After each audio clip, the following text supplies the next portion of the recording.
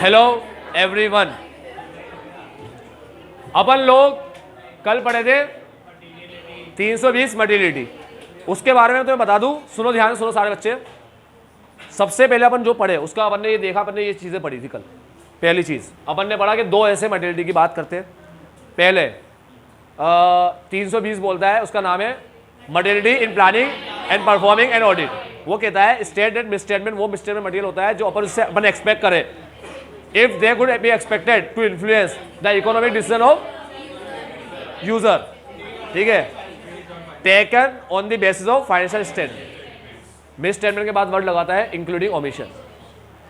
फिर 200 तो तुम्हें बताइए, ठीक है। ओवरऑल ऑब्जेक्टिव के बारे में बताता है, objective of auditor to obtain, है ना। अब टू ऑब्टेन में फाइनेंशियल स्टेटमेंट आप फ्री फ्रॉम, इससे मटेरियल वर्ड से मटेरियल की इंपॉर्टेंस सामने आती है। ठीक है, अब मटेरियलिटी का यूजेस क्या है। अब ये उसके बाद क्या करता है, इंपॉर्टेंस बताता है कि भाई ये दोनों बात करते हैं, ओवरऑल वाला भी बात करता है, 320 भी मटेरियलिटी की बात करता है, यानी कि मटेरियलिटी बहुत इंपॉर्टेंट है। ठीक है, तो इंपॉर्टेंस पता पड़ता है इस लाइन से। उसके बाद तुम्हारा एक पैराग्राफ आया जिसके अंदर नेचर और साइज की बात करता है, बाद में करेंगे, इसके अंदर कर लेंगे वर्ड इसके अंदर। चलो फिर यूज की बात कर लेते हैं। भाई मटेरियलिटी कहाँ यूज आती है, उसके अपन ने जगह पढ़ी थी 5 जगह। वैसे तो मटेरियलिटी दोनों जगह यूज आती है। Use in both, order apply करता है मटेरियलिटी को in both planning and performing. लेकिन अपन ने पढ़ा planning, performing and audit, evaluate करना। अब एक आएगा इवेल्युएट करना, आइडेंटिफाइड मिसस्टेटमेंट ऑन ऑडिट। ठीक है, ऑडिट का आइडेंटिफाइड मिसस्टेटमेंट का इफेक्ट क्या होगा ऑडिट पे, और अनकरेक्टेड मिसस्टेटमेंट का इफेक्ट क्या होगा फाइनेंशियल स्टेटमेंट में। और लास्ट फॉर्मिंग एन ओपिनियन के टाइम पे। इन सब जगह, इन 5 जगह अपन क्या करते हैं, मटेरियलिटी को कंसीडर करते हैं। तो अपन ने देखा कि प्लानिंग है, परफॉर्मिंग है, और 2 चीज इवेल्युएटिंग वाली आ गई। एक आ गया हमारा आइडेंटिफाइड मिसस्टेटमेंट और एक आ गया अनकरेक्टेड मिसस्टेटमेंट। आइडेंटिफाइड वाला, अनकरेक्टेड वाला, इसके इफेक्ट को इवेल्युएट करने के टाइम पे, इन दोनों के इफेक्ट को इवेल्युएट करने के टाइम पे, आइडेंटिफाइड और उसमें से अनकरेक्टेड। ठीक है, और लास्ट फॉर्मिंग एन ओपिनियन। ये 5 जगह अपन यूज करते हैं। फिर अपन ने यूज पढ़ा, है ना। यूज के बाद अपन ने पढ़ा मटेरियलिटी किससे मानेंगे, क्या होगा, कैसे निकाले, मतलब मटेरियलिटी कैसे फिक्स करें। ठीक है, क्या है मटेरियलिटी। तो मटेरियलिटी क्या होती है कि ऐसी चीज को मटेरियल बोलते हैं अपन, या मैं ऐसे लिखूं तो बढ़िया रहेगा, विच एमएस इज मटेरियल। कौन सा मटेरियल होता है। पहले तो हम बोलेंगे 4 बात बोलेंगे इसके अंदर। पहली बात हम बोलेंगे कि भाई जो 320 ने कहा जो इन्फ्लुएंस करे यूजर के डिसीजन को, वो मटेरियल होता है, वो मिसस्टेटमेंट क्या होता है, मटेरियल होता है। फिर हम बोलेंगे कि मटेरियलिटी का अगर तुम जजमेंट ले रहे हो तो जजमेंट अबाउट मटेरियलिटी किस पे डिपेंड होता है, 4 चीज पे डिपेंड होता है। जजमेंट अबाउट मटेरियलिटी 4 चीज पे डिपेंड होता है। 4 चीज क्या है, 4 चीज के अंदर सबसे पहले आता है सराउंडिंग सर्कमस्टांसेस आते हैं, कि भाई उसका सराउंडिंग सर्कमस्टांसेस जो उसे अफेक्ट कर रहे हो। ठीक है, size, nature, combination of both, size, nature, combination of both, और common use, common need of user, user की कॉमन नीड, फाइनेंशियल स्टेटमेंट के यूजर की कॉमन नीड, उसे उसका कंसिडरेशन, हाँ उसका कंसिडरेशन। ठीक है, कॉमन नीड का कंसिडरेशन, इन सब पे बेस होती है क्या, मटेरियलिटी। ठीक है, मिस स्टेटमेंट कौन सा मटेरियल है वो डिसाइड करने के लिए इन सब कुछ चीज़ों को देखना होता है कि क्या वो मिस स्टेटमेंट इन्फ्लुएंस करेगा। फिर जज करना है तो 4 चीज़ के हिसाब से जज होता है। जज करने के लिए सबसे पहले आता है surrounding circumstances, size, nature, combination of both, size, nature, combination of both, और last consideration common of need of, common need of user of financial statement, या common financial statement needs of user, कैसे भी लिख सकते हैं। ठीक है, इसका कंसिडरेशन। ठीक है, तो जजमेंट अबाउट मटेरियलिटी को सब अफेक्ट करते हैं। तो यहां तक पढ़े थे अपन कल। ये पहला पैराग्राफ, ये तो जो बात बोलते हैं ना अपन वापस आगे पढ़ ही लेते हैं, इसलिए इसके बात नहीं करी मैंने वहां पर। फिर अपन ने देखा भाई मटेरियलिटी का यूज कहां पर है, ऑडिटर सब में अप्लाई करता है, और यही ऑडिटर की रिस्पॉन्सिबिलिटी है उसे अप्लाई करना भी चाहिए प्लानिंग परफॉर्मिंग में। ठीक है, चलो फिर अपन पढ़े। हाँ, अपन एक चीज तो भूल ही गए बोलना, ये बोलना भूल गए कि एफआरएफ के अंदर अगर डिस्कशन है तो अपन उसे रिफर करेंगे, और अगर नहीं है, ठीक है, तो इनको रिफर करेंगे। ठीक है, इस डिस्कशन को अपन रिफर करेंगे अगर नहीं है। If FRF does not include discussion, following can be referred. तो इस फॉलोइंग को अपन रिफर कर सकते हैं, ठीक है, रिफर कर सकते हैं, फॉलोइंग कैन बी रिफर्ड, इसे रिफर कर सकते हैं मटेरियलिटी को लिए, ठीक है।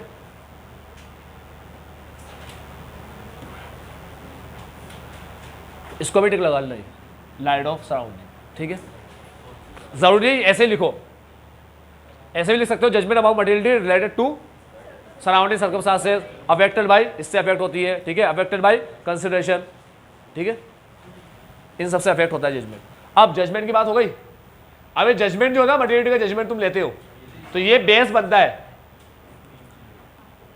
रैप की प्लानिंग के लिए, एनडी ऑफ रैप, ठीक है, रैप परफॉर्म के लिए, आइडेंटिफाई असेसिंग रिस्क असेसमेंट, और फैब की प्लानिंग के लिए, एनडी ऑफ फैब, ठीक है, और फैब परफॉर्म करने के लिए नीचे लिखा हुआ है, खैर वो लिखना नहीं है अपन, ये 3 बार लिखते हैं अपन, 3 बार लिखिए, ठीक है। चलो उसके बाद अब मटेरियलिटी का ऊपर जजमेंट लिया, वो किस पे बेस होता है, ठीक है, ओ सॉरी, वो बेस किसके लिए बेस बनता है, क्यों लिया भाई जजमेंट, इसलिए लिया 3 काम कर सके, ठीक है। चलो अब काम करने लगे, तो क्या मिस स्टेटमेंट मिली, वो मटेरियलिटी लेवल के नीचे है, ठीक है। तो ऐसी सारी अनकरेक्टेड मिस स्टेटमेंट को हम लोग इमटेरियल मानेंगे क्या, नहीं।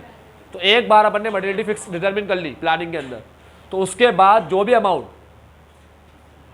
मटेरियलिटी के बिलो है, ठीक है, वो सारे uncorrected misstatement amount below which uncorrected misstatement are will always be evaluated as immaterial.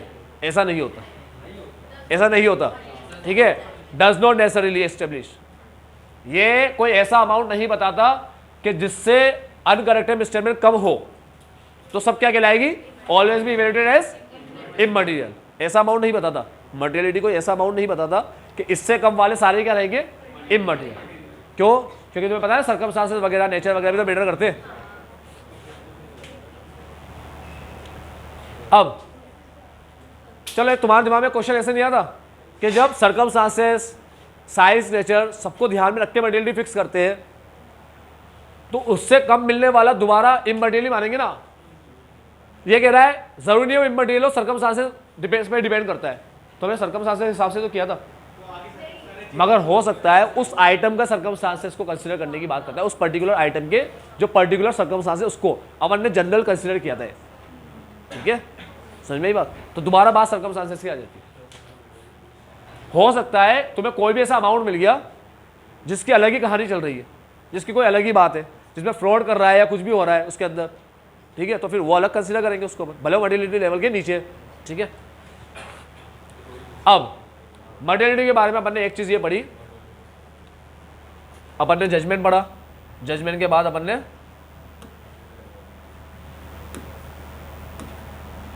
ने क्या मिसस्टेट में मटेरियल होता है, फिर अपन ने जजमेंट के बाद जजमेंट की बात करी,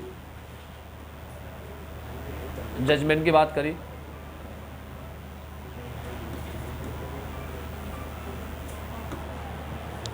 और जजमेंट के बाद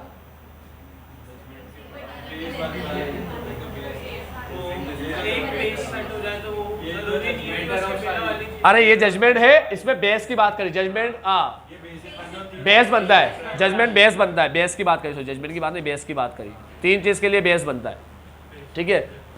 ये कोई रिजिड बात नहीं है, कोई रूल वाली बात नहीं है, not a rule, not a rule लिख देता हूं बस ऐसे याद रखने के लिए, नॉट अ रूल। अभी तक इतनी बातें कर ली अपन, ठीक है, कोई रूल की तरह नहीं होता ये कि ऐसा तुमने फिक्स कर दिया तो ये कंफर्म होगा ही होगा, ठीक। चलो उसके बाद क्या नई बात आई, हाँ, प्रोफेशनल जजमेंट अप्लाई करने की बात आई। भाई तुम लोग ऊपर पढ़ के आए 4 चीज, एक तो ऐसे 320 से तुम्हें जो बताया इन्फ्लुएंस करने वाली बात, फिर तुमने पढ़ा सराउंडिंग सर्कमस्टांसेस, फिर तुमने पढ़ा साइज, तुमने पढ़ा नेचर, कॉम्बिनेशन ऑफ बोथ, ये सब पढ़ा तुमने, फिर तुमने पढ़ा वो कॉमन नीड ऑफ यूजर का कंसिडरेशन, ठीक है, हमारे जजमेंट को इफेक्ट करता है मटेरियलिटी के जजमेंट को, ठीक। तो कॉमन यूज का consideration, common need of user का कंसिडरेशन भी इफेक्ट करता है जजमेंट को। लेकिन ये सब चीज तो है ही सही, ऊपर जो अपन पढ़ के आए 5 चीजें, उसके साथ एक चीज तो हमेशा रहेगी, वो है प्रोफेशनल जजमेंट को अप्लाई करना है मटेरियलिटी को डिसाइड करने में। ये भी पढ़ लिया, छठी चीज, फिर 7वीं एक और दे देता है कि हम लोग आइटम की इंपॉर्टेंस को अलग अलग पर्सपेक्टिव से देखेंगे। जैसे मटेरियली जज करने में हम देखेंगे उसका इम्पैक्ट क्या है, P&L पे क्या है, बैलेंस शीट पे क्या है, टोटल अर्निंग पे क्या है, टोटल रेवेन्यू पे क्या है, टोटल इनकम पे क्या है, टोटल एक्सपेंडिचर पे क्या है ऑफ पर्टिकुलर कैटेगरी, ठीक है, total of the category of expenditure, ठीक है, एक्सपेंडिचर की कैटेगरी का टोटल पे क्या है, टोटल एक्सपेंडिचर पे नहीं, एक्सपेंडिचर की कैटेगरी के टोटल पे क्या है, ठीक है, ऐसे इनकम की कैटेगरी के टोटल पे क्या है, साथ में उसको कंपेयर करके भी देखेंगे प्रीवियस ईयर के डेटा के साथ, ठीक, चल। और साथ में मटेरियलिटी के बारे में 8वीं चीज हम पढ़े कि अगर स्टैट्यूटरी रिक्वायरमेंट कुछ डिस्क्लोजर के बारे में बोलती है तो उसके फिर amount irrespective of the amount of material कहलाता है। स्टैट्यूटरी रिक्वायरमेंट अगर डिस्क्लोजर के बारे में बोल ले तो इररेस्पेक्टिव ऑफ अमाउंट, अमाउंट से भी मतलब नहीं है, वो क्या कहलाएगा, मटेरियल, वो मटेरियल कहलाएगा, टू बी कंसिडर्ड मटेरियल, उसे मटेरियल कंसिडर करेंगे, ठीक है, इररेस्पेक्टिव ऑफ इट्स वैल्यू और अमाउंट, कुछ भी बोल सकते हो, तो irrespective of the value of amount, ठीक है, अमाउंट से भी मतलब ही नहीं उससे, अमाउंट क्या है, आई बात समझ में। इसके अंदर अपन ने पढ़ा था वो शेयर होल्डर की रिक्वायरमेंट 5% वाली, मोर देन 5% को अपन डिस्क्लोज करना पड़ता है, और डिस्क्लोज क्या करोगे, शेयर हेल्ड बाय देम, उन लोगों ने कितने शेयर हेल्ड किए, 5% से ज़्यादा वालों ने कितने शेयर हेल्ड किए, ठीक है, ऐसे 8 लोग हैं, 10 लोग हैं, सबके नाम आएंगे, बताएंगे भाई को कितने शेयर्स ने, कितनी परसेंटेज है उसकी, ठीक है, और 1% ऑफ सेल, सेल को इज्जत में, वो इज्जत से बोलते हैं रेवेन्यू फ्रॉम, याद है ना, RFO, ठीक, और 1 लाख विच एवर, इसको डिस्क्लोज करना ही पड़ता है, ऐसी इनकम एक्स्ट्रा एक्सपेंडिचर, ठीक है, जो इसमें दोनों में से विच एवर हायर से ज़्यादा है, विच एवर हायर को एक्सीड कर जाए, ऐसी इनकम और ऐसे एक्सपेंडिचर विच एवर हायर को एक्सीड कर जाए, ठीक है, किसको एक्सीड कर जाए, विच एवर इज, वो क्या होता है तो पता है विच एवर हायर क्या होता है, ठीक, ये कंपनी एक्ट ने बोला है।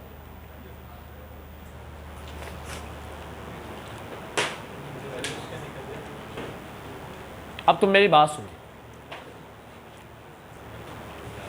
हम लोग क्या करते हैं 12वीं कक्षा में प्रोजेक्ट फाइल बनाते थे, छोटे से 12वीं कक्षा में और 11वीं कक्षा में, ठीक है, सुनो सुनो सुनो, कुछ स्कूल में 11वीं में भी होता था, कुछ स्कूल में 11वीं में बोलते थे कि प्रोजेक्ट फाइल बना देना, कहीं पे बोलते थे बना लेना, कहीं पे बोलते बनाना ही पड़ेगा, कहीं पे बोलते ही नहीं थे, कहीं पे बोलते ही नहीं थे, तो अधिकतर स्कूल तुम्हारा ऐसा होगा इसमें 11th में बोला ही नहीं। अब समझो बात, ठीक है, सुनो सही, कुछ स्कूल में बोलते ही नहीं थे, कुछ में बोलते थे बना लेना, कुछ में बोलते थे कंपल्सरी बनाना ही पड़ेगा, है ना। अब सुनो बात को, सुनो, अपन तुम्हारे स्कूलों की बात नहीं कर रहे स्पेसिफिकली, मैं तुम्हें एक बात बता रहा हूँ। फिर 12th में आया फाइल का, अब तुम्हें 12th में पता था कि चेकर कौन है, एक्सटर्नल आएगा वो चेक करेगा, इतना पता था, और तुम्हें 11th में पता था कि चेकर कौन है, और तुम्हें अगर ये पता है कि जो चेकर है 11th में वो तो इंटरनल है ही सही, हम जानते भी उसको पर्सनली, तो अपने से उसका अच्छा बंदा है, पहला ये हमें उसके बारे में पता था।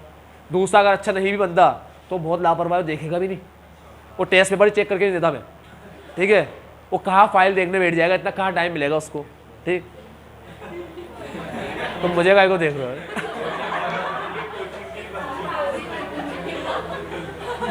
ये गलत बात है बेटा, मैं ऐसे देता हूँ टेस्ट करके, टेस्ट पेपर चेक कर, ऐसे आज लिया क्या,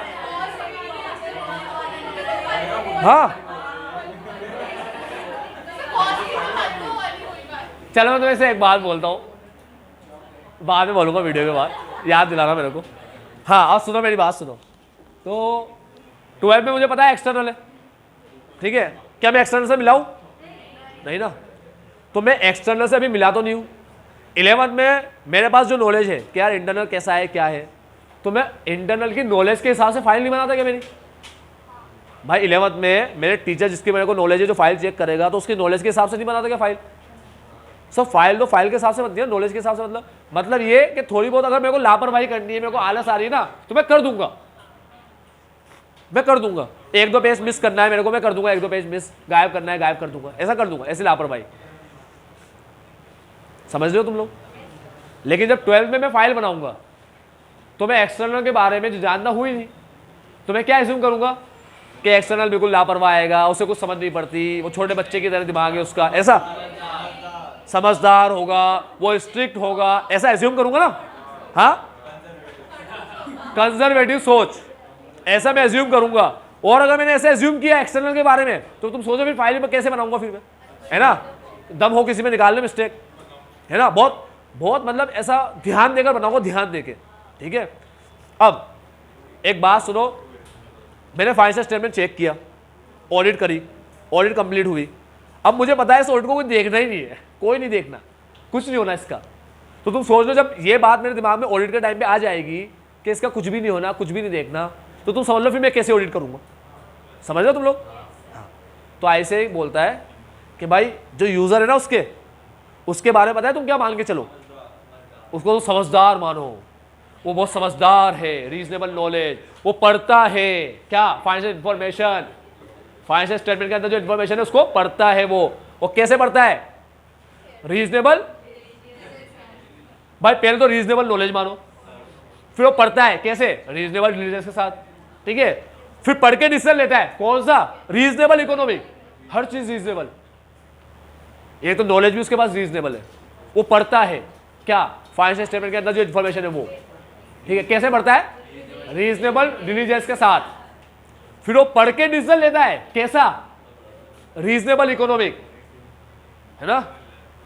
अब समझ में आ रहा है तुम यूजर को ये मानने का क्यों कह रहे, अरे तुम कुछ भी उल्टा सीधा मान लो यूजर के बारे में, ये तो येड़ा होगा, यूजर क्या समझ पड़ती है उसको, क्या ही डिसीजन लेगा, वो ऐसे स्पेकुलेशन के लिए शेयर खरीद रहा होगा या ऐसे ही खरीद के रख लेगा, हाँ इसका खूब कमारी कंपनी रख लो शेयर, वो कहाँ फाइनेंशियल इन्फॉर्मेशन पढ़ने जाएगा, उसकी फाइनेंशियल स्टेटमेंट पढ़ने जाएगा, और देखेगा अच्छी परफॉर्मेंस है खरीद लो, डिमांड सप्लाई किसकी ज़्यादा है उसके हिसाब से ले लो शेयर, कहाँ अकल है उसके अंदर। अपन ऐसे मान के अगर करे ऑडिट तो बेड़ा कर, फिर अपने अंदर आ जाएगी मक्कारी कि यार क्या ही ध्यान देगा वो।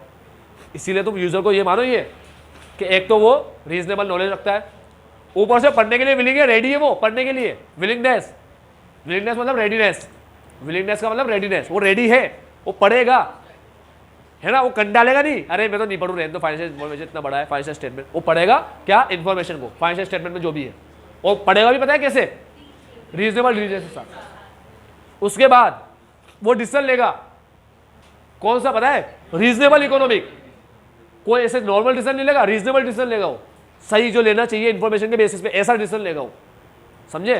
तो डिसीजन भी वो चालू नहीं लेगा, वो चालू। अब उसके बाद ऐसा फर्जी टाइप डिसीजन, ठीक है, चालू डिसीजन। चलो अब दो चीज हो गई, वो कैसा है और क्या करेगा।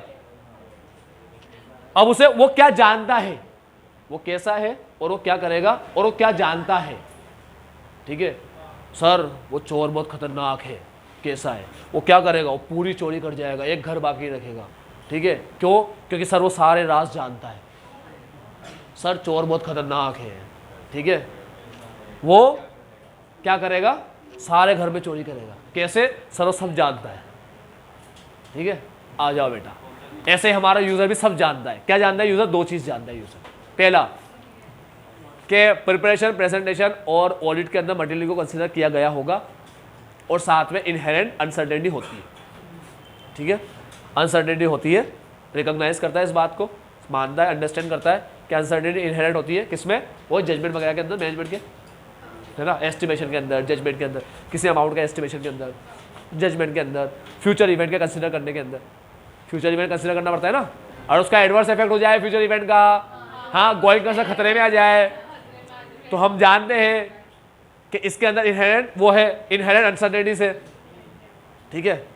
तो ये यूजर मानता है, ये बात ये रिकॉग्नाइज करता है, मानता है, ठीक है, ये जानता है कि मटेरियल को यूज किया होगा, ठीक।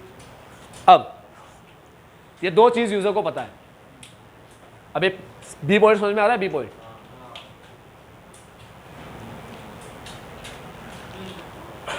सर ये तो समझ में आ रहा है, audited to level of materiality, ये प्रिपरेशन प्रेजेंटेशन क्या गया, उसमें मटेरियलिटी होती है क्या, हाँ क्यों नहीं होती, अरे अभी डिस्क्लोजर के अंदर बोला 5% को डिस्क्लोज करो, तो यूजर ये मानता है कि कंपनी को जो बोला गया उसे डिस्क्लोज किया होगा, मटेरियलिटी को कंपनी समझती है, समझ में आया, और मटेरियलिटी के समझती भी है कंपनी, और उसके हिसाब से ही बनाया होगा। मतलब जहां पर कंपनी को कहा गया होगा ये 5% से बड़े को डिस्क्लोज करो, शेयर होल्डिंग को, तो उसे किया होगा डिस्क्लोज।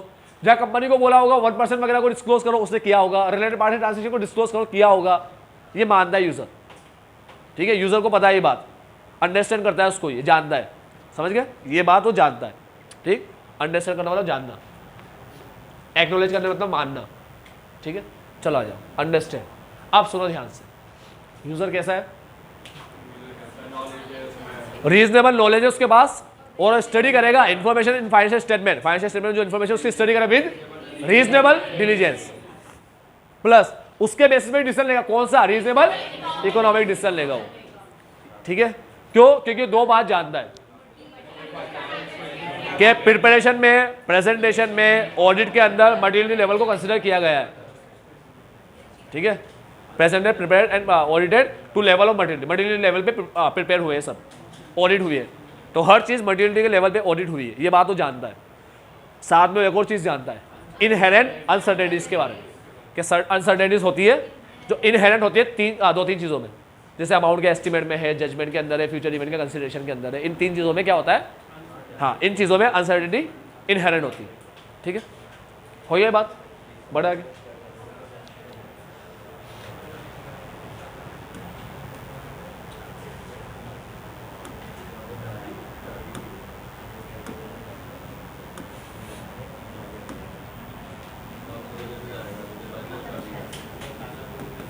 डिफरेंट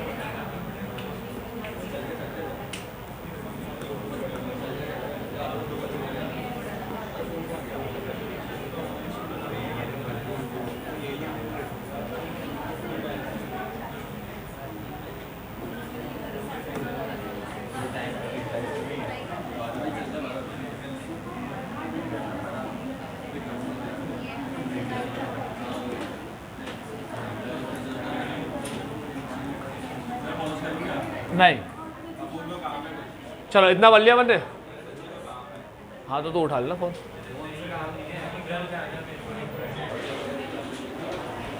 चलो इतना बनने के बाद अब बनाते हैं परफॉर्मेंस मटेरियलिटी। क्या होता है परफॉर्मेंस मटेरियलिटी, तो मैं समझा देता हूँ, पहले समझते उसके बाद पढ़ते हैं।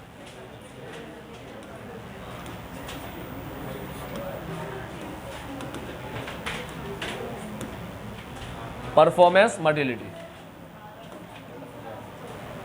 पीएम,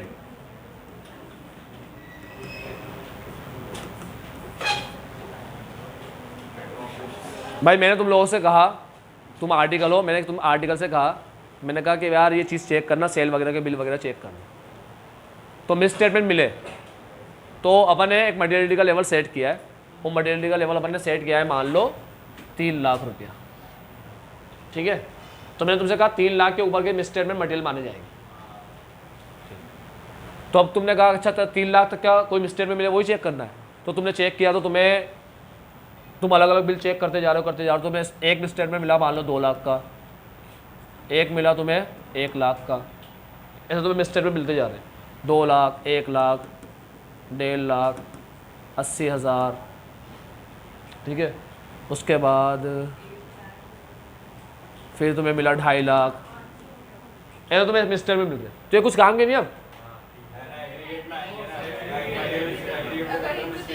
अब बच्चे बोल रहे हैं सर हमने देखो एक चीज पढ़ी थी, मैंने कहा क्या पढ़ा था बच्चों, इंडिविजुअली और एग्रीगेट विद अदर स्टेटमेंट। ठीक है,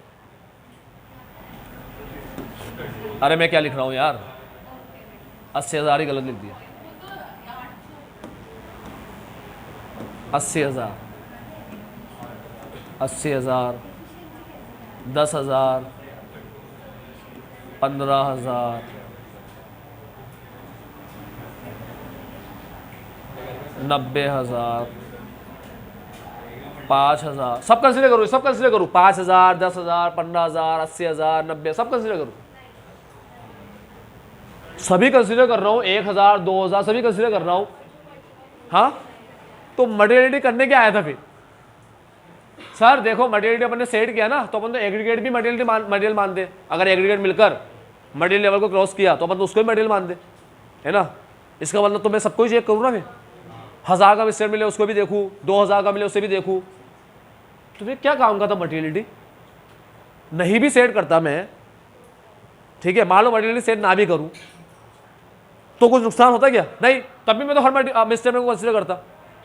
सेट करने के बाद भी सबको ही कंसिडर करना है, ना सेट करने के बाद भी सबको ही कंसिडर करना है, तो फिर सेट ही क्यों किया? सर वो सेट इसलिए किया ना, वो एग्रीगेट करके पता पड़ जाए 3 लाख, बस ये। अरे एग्रीगेट करके तो सारे मिस्टेटमेंट मान लो 4 लाख 5 लाख 8 लाख ऐसे कुछ आ रहे, तो 3 लाख तो फर्जी निकला अपना। क्या किया मैंने? सेट करके ऐसा। समझ लो मैं क्या कह रहा हूँ?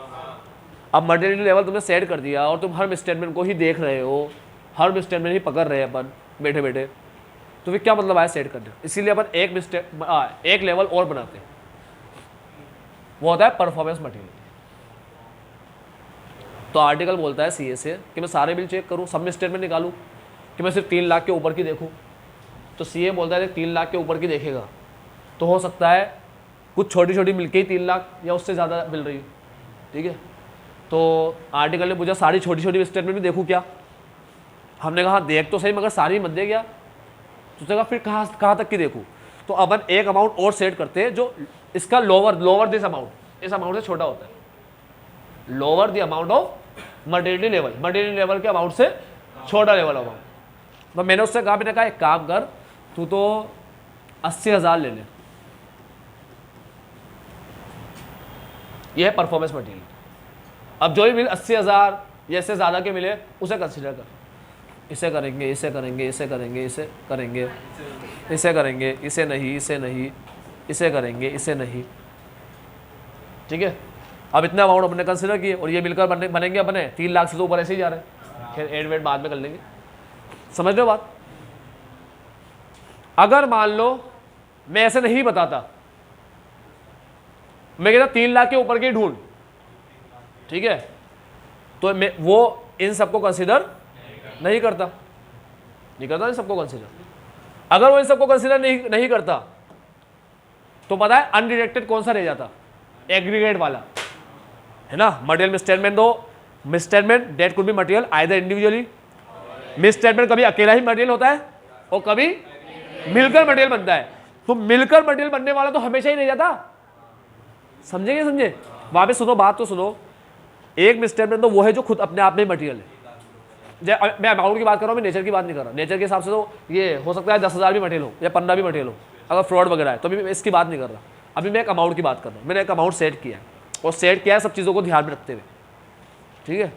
वो 5-7 चीज़ जितनी मैंने पढ़ी है ना, सराउंडिंग सर्कमस्टांसेस, नेचर या ये वो सबको कंसिडर करके, ठीक है। अब मेरी बात सुनो, अगर मान लो मैं परफॉर्मेंस मटेरियल लेवल सेट ना करूँ, मैं 3 लाख के ऊपर ही सबको मटेरियल मानूँ, तो वो डेफिनेशन का तो वो हिस्सा कि कुछ मिसस्टेटमेंट अपने आप में ही मटेरियल होती है, जैसे वो अमाउंट उसका 4 लाख या 4.5 लाख है, ठीक है, और कुछ मिलकर मटेरियल बनती है, वो अकेली 3 लाख नहीं होती, मगर मिलकर बन जाती है 3 लाख या उससे ऊपर। तो मिलकर बनने वाली तो छूटी जाएगी, नहीं जाएगी, मैं कंसिडर ही नहीं कर रहा उसको। तो किसको कंसिडर करूँ? उसका मुझे एक लेवल बनाओ। जब मैं परफॉर्मेंस कर रहा हूँ, मैं परफॉर्म कर रहा हूँ, ठीक है, ऑडिट प्रोसेस परफॉर्म कर रहा हूँ, तो परफॉर्म करने के टाइम पे उसका भी एक लेवल बनाओ कि भाई इससे ऊपर को कंसिडर करना। इससे क्या होगा? एग्रीगेट वाला रिस्क कम हो जाएगा, एग्रीगेट का अनडिटेक्ट होने वाला रिस्क कम हो जाएगा। इंडिविजुअल में टेंशन ही नहीं, एग्रीगेट का टेंशन है, तो वो टेंशन दूर करता है हमारा, वो रिस्क कम करता है। सुन लिया भी परफॉर्मेंस मटेरियल क्या करता है? अब अपन लाइन पढ़ के देखते हैं, लाइन में क्या लिखा हुआ है, पढ़ के देखते क्या लिखा है इसने। Practically, it is difficult for auditor to design tests to identify individual misstatement. अब ऑडिटर एक एक मिसस्टेटमेंट के लिए तो टेस्ट बनाएगा नहीं, है ना, इसलिए उसने लेवल बना दिया। समझ गया तुम्हारी बात? तुम बोलोगे सर ये ऐसे बोल रहा है, ये पॉसिबल नहीं है कि टेस्ट डिजाइन करो टू आइडेंटिफाई इंडिविजुअल मिसस्टेटमेंट। मतलब ये ऐसे कह रहा है कि अपन ये अपने लिए पॉसिबल नहीं है कि अपन टेस्ट डिजाइन करें एक एक ऐसी मिसस्टेटमेंट के लिए जो 3 लाख या उससे। अपन तो नॉर्मल टेस्ट बनाते हैं भाई, मटेरियल का लेवल सेट कर देते हैं, फिर अपन टेस्ट ऑफ डिटेल परफॉर्म करते हैं, फिर टेस्ट ऑफ डिटेल परफॉर्म करने के अंदर अपन को जो भी मिसस्टेटमेंट मिली और वो बिल्कुल ही छोटे अमाउंट की है तो उसको अपन कंसीडर नहीं करते, उसे कंसीडर नहीं करते। यानी ये कह रहा है कि एक एक मिसस्टेटमेंट के लिए टेस्ट डिजाइन नहीं करने बैठेंगे। समझ लो तुम लोग, भले आइडेंटिफाई कर लियो तुमने, अब उसको इवेल्युएट करने की जरूरत नहीं है अगर बहुत छोटा अमाउंट है तो, ठीक। It is likely that misstatement of material in aggregate it takes us the concept of performance material. यहाँ से शुरू होता है कौन सा कॉन्सेप्ट? कॉन्सेप्ट ऑफ इसकी वजह से एक कॉन्सेप्ट शुरू हो जाता है। देखो मेरी बात सुनो, परफॉर्मेंस मटेरियल का कॉन्सेप्ट किसकी वजह से शुरू हुआ? क्योंकि कई बार मिसस्टेटमेंट अकेले मटेरियल नहीं होती, वो मिलकर बनती है, तो मिलकर बनने की वजह से ये आया कॉन्सेप्ट। तो ये बात भी ये देखो वही करेगा। Performance materiality means the amount और amount set by the auditor and less than materiality for the financial statement as a whole. Performance materiality क्या होता है? एक ऐसा अमाउंट जो ऑडिटर ने सेट किया है lower than, less than the materiality, materiality से कम वाला अमाउंट जो सेट किया है वो परफॉर्मेंस मटेरियलिटी होता है। ठीक है, amount set by the auditor less than materiality for the as a whole. ठीक है, वापिस वही बकवास बात है। To reduce the low level of the probability uncorrected और अनडिरेक्टेड स्टेटमेंट। ठीक है, एक होता है अनकरेक्टेड एमएमएस, ठीक है, यूएमएमएस, और एक होता है, चलो ऐसे बोलते हैं, एमएमएस को अब एम बोलेंगे। ठीक है, तो मिस स्टेटमेंट को एम बोलेंगे, मिस स्टेटमेंट को। ठीक है, एमएस नहीं बोलते अभी। तो एक होता है ये यूसीएम और एक होता है यूडीएम।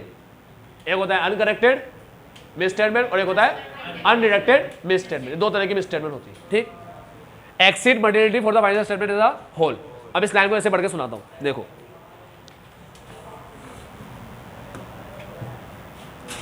मीन्स अमाउंट और amount set by order at less than materiality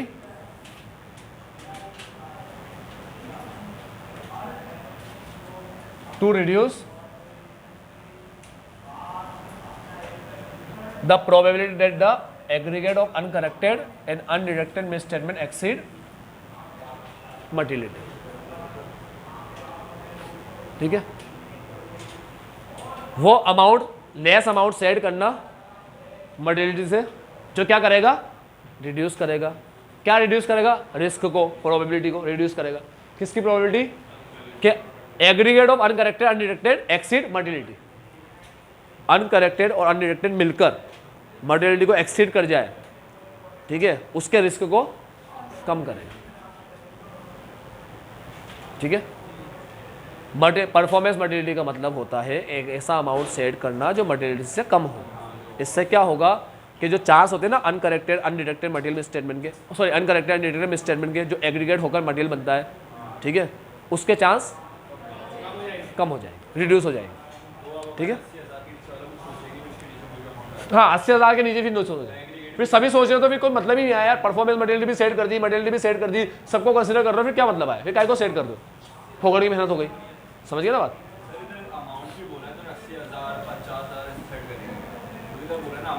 हाँ, तो अमाउंट ही सेट करते हैं। हाँ, अमाउंट और अमाउंट का मतलब होता है कि अमाउंट सेट करते हैं, फाइनेंशियल स्टेटमेंट के लिए एक अमाउंट सेट कर दिया और इंडिविजुअल आइटम असेशन लेवल के लिए भी अमाउंट सेट किया। ठीक है, तो कभी कभी फाइनेंशियल स्टेटमेंट के लिए जरूरी नहीं एक ही अमाउंट सेट कर रहे, फाइनेंशियल स्टेटमेंट के लिए भी दो अमाउंट सेट कर दिए भाई, ये इसके लिए अमाउंट, ठीक है, खर्चों के लिए, ये इनकम के लिए, ऐसा अमाउंट और amount set by the auditor at less than materiality for the financial statement whole. ठीक है, और यहां देखो एक बात करेगा, कहां पर है? ये रहा, यहां से जो बात कर रहा है ना, यहां से यहां तक का, ये असर्शन लेवल की है। पढ़ के देखो क्या लिखा है, सेम लाइन लिखी हुई है ऊपर। If applicable performance materiality also refer to the amount. कुछ भी नहीं है, सेम ऊपर का कॉपी कर रहा है, बस इतना लिख रहा है कि मटेरियलिटी लेवल से कम सेट करेंगे। किसके लेवल से? कौन सी, किसकी materiality level? For particular ABCD, particular ABCD assertion level होता है। तो ये फाइनेंशियल स्टेटमेंट लेवल है यहाँ से यहाँ तक, और ये फिर यहाँ से एसेशन लेवल है। ये एफएस लेवल, ये एसेशन लेवल, खत्म।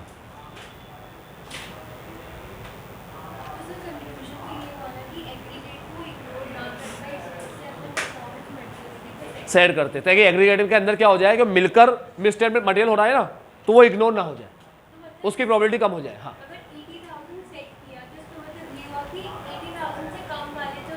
उससे तो नहीं लेंगे, 80 के ऊपर वाले सारे लेंगे और फिर उसका एग्रीगेट करके देखेंगे वो मटेरियल बन रहा है नहीं बन रहा, वो 3 लाख या उससे ऊपर, तब मटेरियल है ना वो, हाँ तब लेंगे ना। अरे यार, जो खर्चा एग्रीगेट होकर मटेरियल बन रहा है उसके रिस्क को ही तो कम करने जा रहे हैं अपन, है ना। शॉर्ट में मैं अगर तुम्हें बताऊँ ना परफॉर्मेंस मटेरियल की डेफिनेशन, तो वो ये होती है कि एक अमाउंट कम सेट करना, इससे क्या होता है कि जो स्टेटमेंट मिलकर मटेरियल बन रहे हैं ना, ठीक है, उसका जो रिस्क है वो कम हो जाता है। अनडिरेक्टेड अनकरेक्टेड जो मिलकर क्या बनेंगे? मटेरियल बनेंगे, उसके जो चांसेस है, प्रोबेबिलिटी है, वो कम हो जाती है।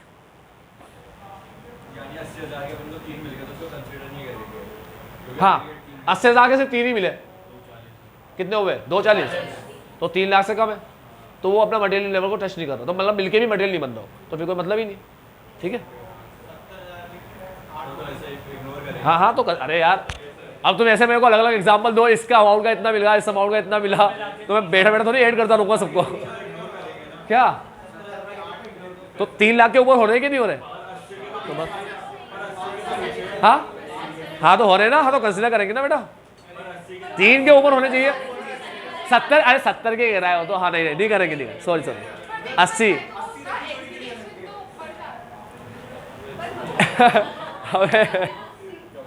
सुनो मेरी बात सुनो। तुम एक चीज और ध्यान रखो, तुम लोग ऑडिट पढ़ रहे हो, मैं तुम्हें इनकम टैक्स नहीं पढ़ा रहा। एक दिन का 20,000 भी कैश का खर्चा कर सकते हो बस, उसके ऊपर नहीं। 10,000 ही कर सकते हो, उसके ऊपर नहीं कर सकते। उसके ऊपर कर दिया तो लेना नहीं है, अलाउ नहीं ना। अगर मैंने इनकम टैक्स बोलता है एक दिन में कैश में 10,000 खर्चा कर सकते हो। सुनो सारे बच्चे सुनो, इधर मेरी बात, मैं एक क्वेश्चन पूछूंगा, जवाब देना। ये लड़का मेरे से क्वेश्चन पूछ रहा है, 70,000 के 7 मिल गए तो, या 8 मिल गए तो, और 7 भी मिले तो 3 लाख के ऊपर जा रहा है ना। इस जगह 70,000 के 7 मिल गए तो, ऐसा बोलना है। मैं तुमसे एक क्वेश्चन पूछ रहा हूँ, इनकम टैक्स वाला बोलता है कि 10,000 का खर्चा कैश में अगर तुम एक दिन में दे रहे हो तो वो अलाउ है, बस, उससे ज़्यादा अलाउ नहीं है। अगर मैंने एक दिन में 15,000 दे दिया तो 10 अलाउ होगा? पूरा ही डिसअलाउ हो गया। चल, मैंने 10,000 100 दिया, डिसअलाउ है, क्योंकि तुम इनकम टैक्स पढ़ रहे हो। अभी ऑडिट होता है यहां पर, समझो बात को, ऑडिट होता 70,900 होता, कंसिडर करते? हाँ, तुम्हारी मर्जी। अरे रिजिडिटी थोड़ी है यार, तुम ऑडिट को, सुनो मेरी बात सुनो, तुम ऑडिट को टैक्स के हिसाब से सोचो। समझो मैं क्या कह रहा हूं?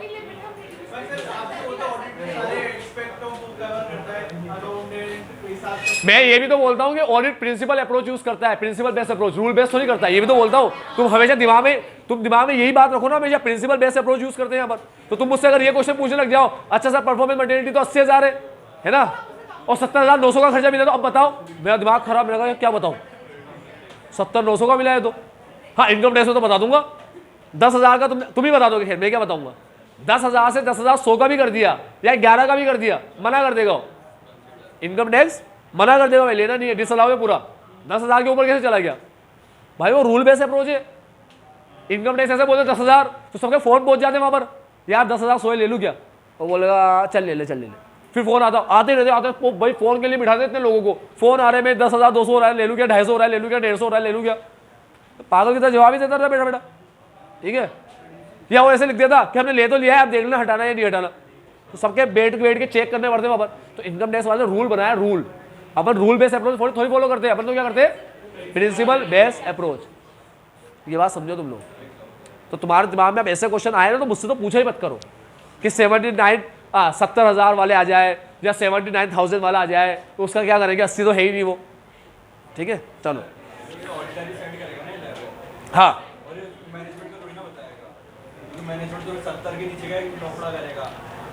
भाई मैनेजमेंट को पता होता है कि उसने ये लेवल सेट किया। हाँ कर सकता है ना, तो हर बार सर्कमस्टेंस के हिसाब से सेट करेगा लेवल, ठीक है। बदल सकता है ना, अगली बार ऑडिट में बदल सकता है। देखो मेरी बात सुनो, मटेरियलिटी अगर एक बार सेट कर दी तो क्या उसे रिवाइज कर सकते हैं? हाँ, कुछ भी करो भाई, कुछ भी करो। तो तुम बोल रहे हो कि जब कुछ भी करे तो सिखा क्यों रहे हो? अरे बिना सीखे थोड़ी कर सकते हो सर, कार सिखाओ मत, कैसे भी चलाएंगे। अरे कैसे भी चलाने के लिए सीखना तो पड़ेगा। आज कोई बंदा साइकिल, वो बच्चे तो छोटे छोटे बच्चे साइकिल बिना हाथ के चलाते छोड़ करके, तो पहले क्या करना पड़ता है? सीखना पड़ता है। लेकिन सीखने में ऐसे बोल दे क्या? मेरी बात सुनो, एक चीज दिमाग में फिट करो, तुम कार चला रहे हो, कार चलाना सीख रहे हो, तो कार चलाना सिखाने वाला बंदा ऐसे बोलेगा क्या कि अगर मान लो तेरे को फोन आया तो एक हाथ से तू बात कर रहा है तो ऐसे चलाना सिखाऊंगा, ये भी चलाना सिखाऊंगा तेरे को, तो पूरी लिस्ट बना के दिखा रहा है। अब तेरे आदत है तू लेफ्ट हैंड से फोन उठाता है, तो मैं तेरे को राइट हैंड से सिखाऊंगा, ठीक है। पास में बच्चा बैठा है, नोटिंग कर रहा है, थप्पड़ देना है, कार चलाते चलाते, थप्पड़ देते हुए कार चलाना सिखाऊंगा, ठीक है। बीवी बैठी है, बहस कर रही है तेरे से, तू लड़ते लड़ते कैसे तू कार चला सकता है उससे, ठीक है, वो सिखाऊंगा। किसी को पकड़ के धोना है तेरे को कार में वहीं पे, अब तू कार चला रहा है, बिना रोके धोना है, वो भी सिखाओ। वो ऐसे बोलता है क्या तुम्हें यार? थोड़ी बोलता है, वो तुम्हें सिखा रहा है, तुम कैसे भी चलाओ यार। लेकिन मुझे एक बात बताओ, तुम लोग कैसे भी चलाओ कार, लेकिन उसके पहले क्या होता है?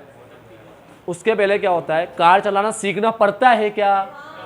कैसे भी चलाने का मतलब है कि जब कैसे भी चलाना तो सिखा क्यों रहे हो? अरे तू चला ही नहीं पाएगा, समझो ना बात को, तू चला ही नहीं पाएगा। तो तुम ऐसे मत बोलना अच्छा ऑडिट कैसे भी करनी है तो सिखा क्या क्यों रहे हो? कैसे भी नहीं करनी। और एक और चीज ध्यान रखो, कार चलाने में तुम्हें रिस्क को कम करना है, नहीं करना? समय तो नहीं करना, बिना ब्रेक की कार दो लाओ, ठीक है, करना ही नहीं रिस्क कम। हम तो चेक भी नहीं कर रहे कंडीशन कैसी है, बिना ब्रेक की है, क्या है, खराब हो जाएगी, वह चलते चलते रुक जाएगी, कुछ भी हो, तो रिस्क कम करना है ना। बस ऐसा ऑर्डर तुम्हें याद रखना है। तुम्हें जो काम करना है, देखो अल्टीमेट लेवल की बात करता हूं, तुम्हें जो काम करना है उसमें तुम्हें अपना रिस्क बस कम करना है, इतना ध्यान तुम्हें रखना है, ठीक है। इसीलिए तुम पढ़ रहे हो principle based approach, rule based approach, ठीक।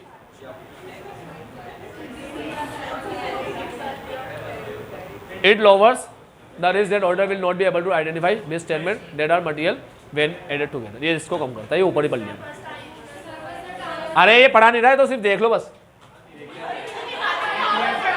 अरे मटेरियलिटी और परफॉर्मेंस मटेरियलिटी कब सेट करते हैं? बस स्ट्रेटेजी के टाइम पे सेट करते, खत्म। अब यही बात देखो, लिखने का तरीका सिखा दूं। Determining materiality and performance materiality when planning the audit, when planning the audit for financial statement as a whole and in some specific circumstances as a level for one or more particular transaction। यानी कि दोनों materiality financial level as a whole की और organisation level की, दोनों की materiality अपन determine करते हैं when planning the audit, ठीक है। और ऑडिट में भी कब? At a time of establishing. तुमसे कोई पूछे मटेरियलिटी लेवल को कब डिटरमिन करते हो, तो बोलना when planning the audit at a time of establishing. भाई प्लानिंग के अंदर दो चीज आ गई, स्ट्रेटेजी और प्लान। किस में करते हैं? स्ट्रेटेजी में।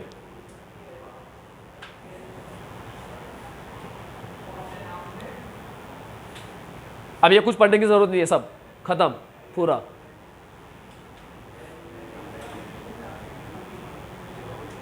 और वर्ड भी देखो क्या लिखा है, इन सम, हाँ इससे वजह सर्कमस्टेंसेस में, ठीक है।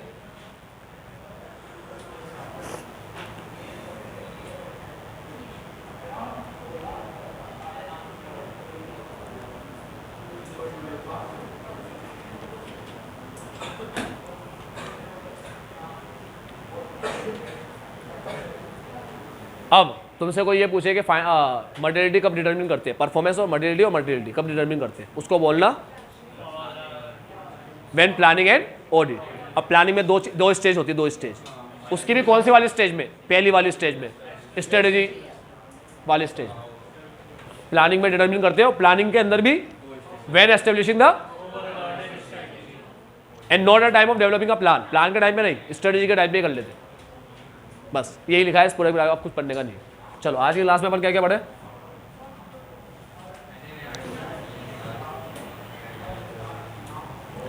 अपन ने वो देखे भाई मिसस्टेटमेंट मटेरियल कब होता है, ठीक है। तो अपन ने सबसे पहली चीज़ तो ऐसे वाली देखी, और फिर जजमेंट के अंदर अपन ने चार चीज़ देखी, सराउंडिंग सर्कमस्टेंसेस, साइज, नेचर और दोनों का कॉम्बिनेशन, और last consideration of common need of user of financial statement, ठीक है। चलो ये चीज़ हो गई चार, ये बेस खत्म हो गया। फिर ये कोई रूल नहीं है कि तुमने एक बार प्लानिंग के टाइम में मटेरियलिटी का लेवल डिटरमिन कर लिया तो उससे कम का अमाउंट जितने भी अनडिटेक्टेड है वो सारे मटेरियल अपन इवेल्यूएट करेंगे, ये कोई ऐसा रूल नहीं है, ठीक है। पीजे का यूज करते, अप्लाई करते, पीजे अप्लाई करते, प्रोफेशनल जजमेंट, ठीक है। अपन प्रोफेशनल जजमेंट को शॉर्ट में पीजे बोलते हैं, ठीक है। ये कुछ ऐसी चीज़ें हैं जो जनरली सबकी आदत होती है बोलने की, सभी बोलते हैं, ठीक। पीडीसी, पीजे, एबीसीडी, ठीक है, एसीपीडी है ना, और हाँ एनडी। ये क्या है? Different perspective. डिफरेंट पर्सपेक्टिव से अपन आइटम की इंपॉर्टेंस को देखेंगे, आइटम के सिग्निफिकेंस को देखेंगे, वो पर्सपेक्टिव है कि P&L में क्या इम्पैक्ट है, बैलेंस शीट में क्या इम्पैक्ट है, और total of the category of expenditure में क्या इम्पैक्ट है, रेवेन्यू में क्या इम्पैक्ट है, ठीक है, जिससे वो पर्टेन करता है, जिससे वो रिलेटेड है। उसके बाद पिछले साल के कंपेयर में उसको देखेंगे करस्पॉन्डिंग फिगर से उसका क्या इम्पैक्ट है, प्रीवियस ईयर के करस्पॉन्डिंग फिगर से कंपेयर करेंगे। लास्ट स्टेटमेंट रिक्वायरमेंट अगर डिस्क्लोजर के बारे में बात करती है, ठीक है, तो इन रेस्पेक्टिव ऑफ अमाउंट उसे मटेरियल मानेंगे। एजम्पशन यूजर के बारे में तुम क्या मानते हो, कैसा है यूजर? सर यार बहुत महान है यार यूजर, तो रीजनेबल नॉलेज है उसके पास। पहला रीजनेबल नॉलेज है, वो स्टडी करेगा रीजनेबल इंटेलिजेंस के साथ और रीजनेबल इकोनॉमिक डिसीजन लेगा, और वो समझता है कि जो प्रिपरेशन होता है प्रेजेंटेड होता है और ऑडिटेड होता है टू मटेरियलिटी लेवल पे, ठीक है, तो लेवल ऑफ मटेरियलिटी पे। उसके बाद अनसर्टेनिटी के बारे में वो जानता है, अनसर्टेनिटी इनहेरेंट जो है, ठीक है, अमाउंट के एस्टिमेट में, मैनेजमेंट के जजमेंट में और फ्यूचर के कंसिडरेशन में, फ्यूचर इवेंट के कंसिडरेशन में, ठीक है, वो ये चीज़ जानता है। चलो ये अपन सब पढ़े किसके बारे में, यूजर्स के बारे में। ठीक, आज के लिए इतना ही। बाबा टेक केयर, हमारे से आपका दिन